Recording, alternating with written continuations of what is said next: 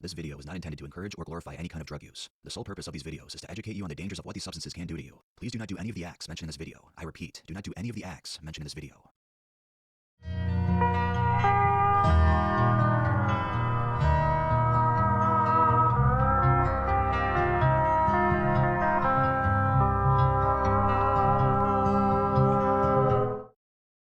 Welcome to the world of Tales from the Trip.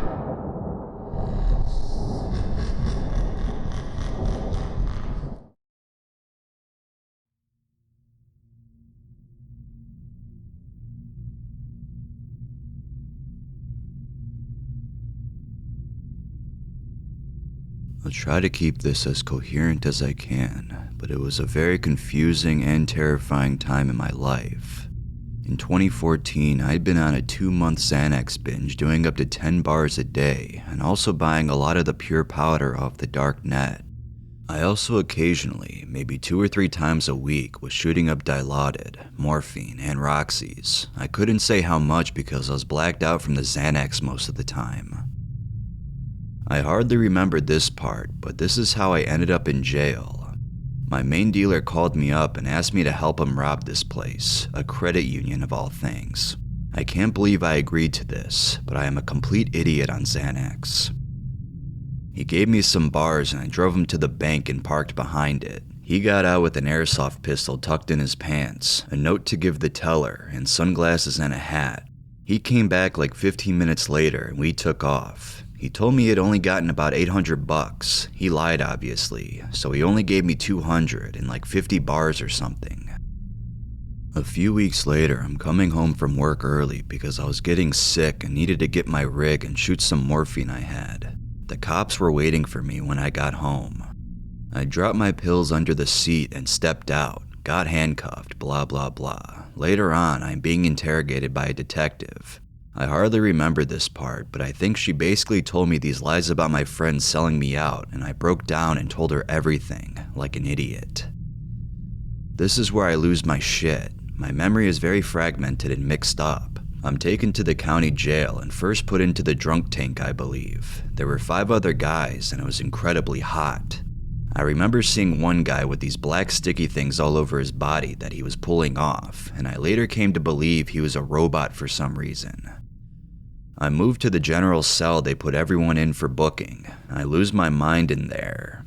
I believe a combination of intense social anxiety and coming off of my daily massive Xanax habit caused me to lose my mind at this point. This cell was roughly 20 feet by 10 feet in a strange triangle shape. There was one toilet and a window looking out into the booking area. The worst part was that it was crammed with people. I believe I counted up to 30 or 40 people at one point. I was in this cell for roughly 3 days of pure hell. It felt like weeks I was stuck in a time loop, living events over and over.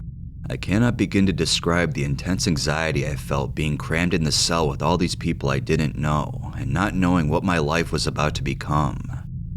There were these 3 black guys that were part of some gang, and they were loud as shit. Their yelling and screaming drove me insane.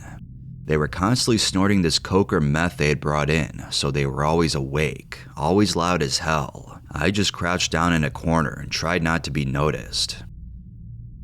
I was also terrified of using the toilet in front of all these people, so I held it in for 2 days, I believe. And on the 3rd day, I couldn't hold it in anymore, and finally took a massive dump and piss. But I was so out of it, I am not sure if it actually happened or not. I began to have delusions that I was actually at my house and watching this and other movies on Netflix. I became convinced that we were all defective programs in a giant computer called the world, and that we were in a spaceship waiting for the day that someone could fix us.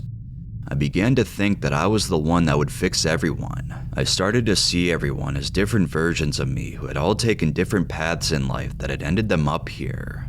I began to cry. I felt deep empathy for everyone here. I wanted things to be different, for everything to be right. One of the guys there realized there was something wrong with me, I suppose, and he was telling me to just close my eyes and imagine myself somewhere else, and that I could be anywhere I wanted. I believed him, but the most I could accomplish when closing my eyes was for the obnoxious sounds to disappear and to be in an empty space, which was alright. I wouldn't last though, and soon I was back in the cell. I was having crazy mood swings between laughing and crying, feeling intense empathy for everyone there. I blacked out for a bit and came to in a cell by myself. It was very small with barely enough room to walk in a circle and a shower in the corner which didn't work. There were strange things written on the wall. I remember one thing already there was a window in the back corner that was covered with what looked like white paint, and it said you don't want to see what's on the other side of this. A bit creepy. I had to take a shit so badly, I banged on the door for hours until a guard came and asked me what the fuck I wanted. I told him I needed to use the bathroom badly, and he told me I had one right there and pointed to the shower. With no options left, I began to have this delusion that I was a woman from a camera crew that was sent to document the inhumane conditions in the jail, but I had accidentally been locked in a cell and forgotten about. I couldn't get anyone to let me out, so I eventually gave in and did the most shameful thing I have ever done in my life. At least it feels that way to me. I pulled down my pants and shit in the shower, also pissed. I had many delusions, too many to write here. I know this is already going on too long and nobody's going to read this. I was seeing things on the wall like comic strips, Japanese kanji, Gundam drawings, admiring artwork of past prisoners that wasn't really there. At one point, I thought Cylons from Battlestar Galactica were invading and killing everyone.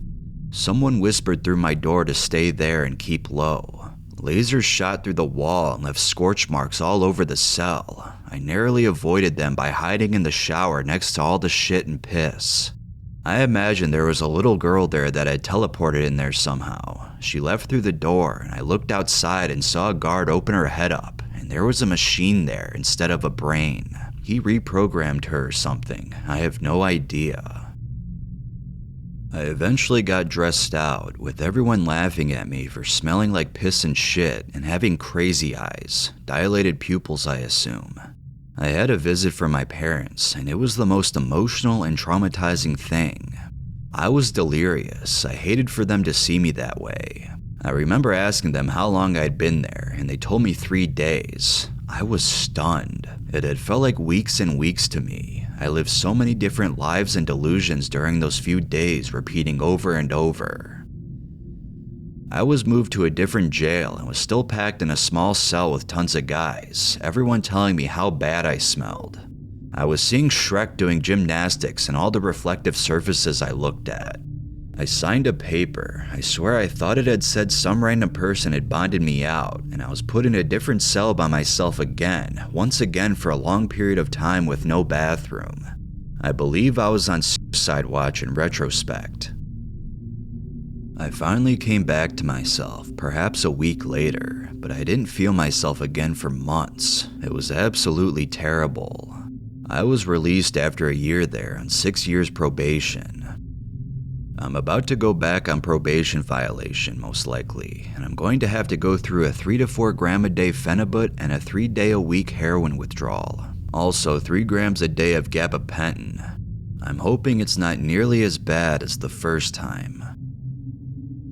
Update, January 4th, 2017, 12:01 a.m. I'm amazed this thread got so much attention. I go to court in the morning, Wednesday the 4th. I'll let everyone know how it goes and respond to some more comments when I feel up to it. At the moment, I'm too filled with anxiety to want to talk about this much more. I hope you can understand. It's no guarantee I'm going to jail. It's just that I've been having some issues with my probation officer lately. The charge I'm currently going to court for is trespassing, and it was a BS charge that is definitely going to be dropped. I'm just worried I'll go there and they'll tell me, "Oh hey, you have a warrant for your arrest. Please step back here to the booking area." I am also planning on getting an appointment with a psychiatrist so I can perhaps get some help with my social anxiety, which is what's making everything so much harder for me. I'm not much more than a shut-in at this point. You only see me on the days I'm high enough to feel like I can interact with people. I know I can't carry on living like this, especially while I'm on such a strict probation. I'm sorry if I triggered some people, compelling them to say I'm what's wrong with this subreddit with my junky horror stories and shit attitude. I'm a human being with many problems. I hope you can understand that I'm doing the best I can, even if that best is floundering around like a fish out of water, so keep the negative comments to a minimum, please. If I avoid jail time this time, I'm going to get my shit together, at least concerning my PO, so that I can take that monkey off my back at least. Wish me luck, friends. Update number 2, after court. Court went well. If I don't get into any trouble for 6 months, they dismissed the case. The charge was trespassing. I drove a friend of mine to a used everything store that I had been banned from for shoplifting video games, not exactly a pawn shop. I waited in the car for him. Suddenly a cop knocked on my window asking me to get out. Somehow a security guy there had recognized my car and called the police. We talked. I told him about my probation and how I didn't go into the store, only sat in my car. The cop asked him if he wanted to press charges, and he said yes, even though I just told him how I could potentially spend 6 years in prison for his dickness. So this guy never shows in court, so I'm not going to be charged with it. Now I need to work things out with my PO because I missed 2 months of appointments because I was afraid of failing the drug test because of some pot I had smoked and some Valium I've been taking. She hasn't tried to call me at all, and I've left 3 messages for her. I think she has either forgotten about me or thinks I'm in rehab. I need to get clean and set up an appointment and come with a good excuse for missing them. She's a very nice old lady who I've always been honest to about my drug problems, and she's never taken my probation seriously, even though I'm on the highest level below house arrest. My anxiety over seeing her is insane. I don't think I can do it sober, and I may end up using a legal benzo to talk to her. Problem is, they are often too strong, and I turn into a klepto asshole on most like a Tizalam. Maybe a small dose of something right before I go in to see her. This is my first time talking to anyone about this.